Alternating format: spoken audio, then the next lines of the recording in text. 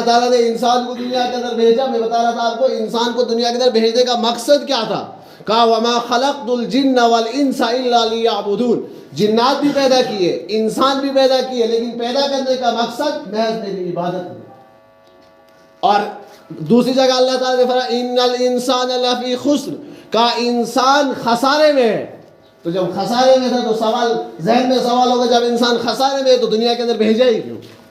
مثلا اگر ایک باپ اپنے بیٹے کو کہہ رہا ہے کہ اگر آپ گھر سے باہر گئے تو آپ خسارے میں ہیں, تو بیٹا کہے گا پھر آپ نے مجھے پیدا ہی کیوں کیا, مجھے دنیا میں آنا ہی کیوں تھا جب مجھے خسارہ اٹھانا ہے. لیکن اللہ تعالیٰ نے کہا خسارے میں تم تب ہو جب تم میری نافرمانی کرو گے. خسارے میں تم تب ہو جب تمہیں جو کام دیا اس کو چھوڑ دو گے. خسارے میں تم تب ہو جب تم کسی کا حق کھاؤ گے. خسارے میں تم تب ہو جب تم کسی کو ناحق ستاؤ گے. خسارے میں تم تب ہو جب تم میری نافرمانی, میرے محبوب کی نافرمانی, دین کو پیچھے چھوڑ کر دنیا کے پیچھے چل دو. اور آگے دوسری آیت, تیسری آیت میں فرمایا, پہلی آیت میں قسم کھائی اللہ نے والعصر, قسم ہے زمانے کی, ان الانسان لفی خسر, انسان واقعی خسارے میں ہے. ان عربی گرامر کے اعتبار سے یہ تاکید کے لیے یعنی یقیناً, اس میں کوئی شک نہیں کہ انسان خسارے میں. اور آگے کہا الا الذین آمنوا وعملوا الصالحات, کا سب کے سب خسارے میں نہیں ہے. اب سن لو, الا الذین آمنوا وعملوا الصالحات, کہا وہ لوگ خسارے میں ہیں جو ایمان لائیں گے نیک اعمال نہیں کریں گے. وہ خسارے میں ہیں جو ایمان لایا, جنہوں نے نیک اعمال کیے, اللہ کے حکموں کی اطاعت کی, حضور علیہ الصلوۃ والسلام کے طریقے پر چلے, جن کاموں کا حکم تھا ان کو جو ہے بجا لایا, جن کاموں سے روکا تھا ان سے بچ گئے. اب وہ کامیاب ہے. الا الذین آمنوا وعملوا الصالحات. اب خسارے والے نکل گئے. پہلے کہا انسان خسارے میں ہے, اب نکل گئے. خسارے میں کون ہے؟ جو اللہ کی نافرمانی کرے گا, اللہ کے حبیب کی نافرمانی کرے گا, قرآن کے خلاف چلے گا, جو دنیا کے اندر رہنے کا اصول ضابطہ اس کے خلاف چلے گا, وہ خسارے میں ہے. جو اللہ پر ایمان لایا, جس شخص نے ایمان لانے کے بعد نیک اعمال کیے. نیک اعمال کا مطلب یہ نہیں ہم تہجد پڑھیں گے, اوابین پڑھیں گے, تسبیحات کریں گے. نیک اعمال تب قابل قبول ہے جب ایک ہمسایہ دوسرا ہمسایہ ایک دوسرے ہمسایہ سے محفوظ رہے. اللہ کے حبیب نے فرمایا مسلمان وہ نہیں ہے جو تہجد پڑھ لے, مسلمان وہ نہیں ہے جو 5 وقت کی نماز پڑھے, مسلمان وہ نہیں ہے جو اوابین پڑھے, مسلمان وہ نہیں ہے جو تسبیحات کرے. کہا من سلم المسلمون من لسانہ ویدہ, کہا مسلمان وہ ہے جس کی زبان سے, جس کے ہاتھ سے دوسرا مسلمان محفوظ ہے. تہجد پڑھنا کمال نہیں, تہجد پڑھ کے تہجد پہ عمل کرنا کمال ہے.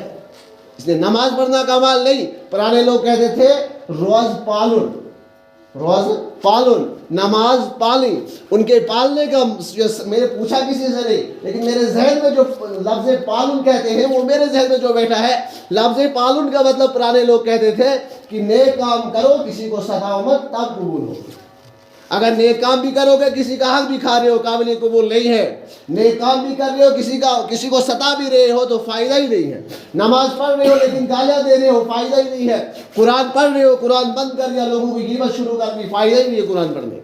قرآن پڑھنے کا فائدہ تب ہے قرآن پڑھا, کسی کی اچھائی بیان کر سکتے ہو لیکن کسی کی برائی بیان نہیں کر سکتے. قرآن کریم میں اللہ تعالیٰ نے صاف طور سے کہا اگر انسان کسی انسان کی برائی بیان کرے, گویا کہ وہ اپنے مردے بھائی کا گوشت کھا رہا ہے. ہم تو زندے بھائی کا گوشت نہیں کھائیں گے تو مردے کا کہاں سے کھائیں گے. اس لیے غیبت سے اجتناب کرنا ہے, تب جا کے ہماری نماز بھی قابل قبول, ہمارے قرآن کی تلاوت بھی قابل قبول. تو یہی کہا الا الذین آمنوا وعملوا الصالحات وتواصوا بالحق وتواصوا بالصبر. کہا نیک اعمال کریں گے, نیک اعمال کرنے کے ساتھ کوئی مشکلات بھی آئیں گی. کبھی ٹھنڈی میں ٹھنڈے پانی سے وضو کرنا پڑے گا, کبھی برف میں جو ہے چلنا پڑے گا, کبھی کورے میں چلنا پڑے گا دین کے کام کے خاطر. یعنی بہت ساری مشکلات اٹھانی پڑیں گی, تب جا کے ان پہ صبر بھی کرنا ہے تو فائدہ ہوگا. یہ نہیں کہ ٹھنڈے پانی سے وضو کرنے کا نمبر آیا, نہ پوچھو تو مسلمان نہیں تھا, برف پڑ گئی بس نہ چلو تہجد نہیں پڑھو کیا کرنا ہے, وہ شین پہ ہوں, یہ نہیں. تب جا کے نماز قابل قبول ہے, اب کرو. برف پڑی اب بھی مسجد جاؤ, ہاں بہت زیادہ پڑ جائے ضروری نہیں, مگر تھوڑی تھوڑی برف انسان بہانے ڈھونڈ لیتا ہے. کہا مشکلات آئیں گی, مشکلات میں صبر کرنے والے اور حق بات پر دائم رہنے والی, استقامت کے ساتھ جس بات کو کہا بشرطے وہ سچ ہو, صحیح ہو, اس پر استقامت بھی کرے. بھائی میں نے کہا ہے, میں نے یہ بات کہی، چلو بھائی ٹھیک ہے، آپ میں نے غلط کہی، میں رجوع کرتا ہوں، لیکن کہی ہے، یہ نہیں کہ کسی کو کہہ رہا بھائی یہ حرام ہے، کسی کا کیسے حرام، نہیں میں نے نہیں کہا تھا۔ اس لیے دین کا کام، دین کی دعوت دینی ہو، دین کا کام کرنا ہو استقامت کے ساتھ۔ اس لیے اللہ کے حبیب علیہ الصلوۃ والسلام نے ایک جگہ فرمایا کہ بہترین کام، بہترین عمل وہ ہے جو انسان روزہ نہ کرے اگرچہ بہت کم ہو۔ مثلا تہجد پڑھے، روزہ نہ پڑھے، چاہے 2 ہی رکعت پڑھے، لیکن تب بہترین عمل ہے جب وہ روزہ نہ پڑھے۔ اس لیے اللہ سے ہمیں اللہ کا شکر بھی کرنا ہے اور اللہ سے مانگنا بھی ہے کہ اللہ نے ہمیں مسلمان بنایا، مسلمان بنانے کے ساتھ اللہ کے حبیب علیہ الصلوۃ والسلام کی امت میں پیدا فرمایا، ہماری رہبری کے لیے وہ بھیجا جس کی امت میں آنے کے لیے نبی تمنا کرتے تھے، ہمیں کتاب وہ دی جس کتاب پہ ہم عمل کریں گے، وہ کتاب تمام کتابوں کی سردار۔ اس سے پہلے جو کتابیں نازل ہوئی سب ختم، سب منسوخ، کسی کتاب کی بات نہیں مانی جائے گی۔ اب اگر مانی جائے گی تو قرآن کریم کی بات مانی جائے گی۔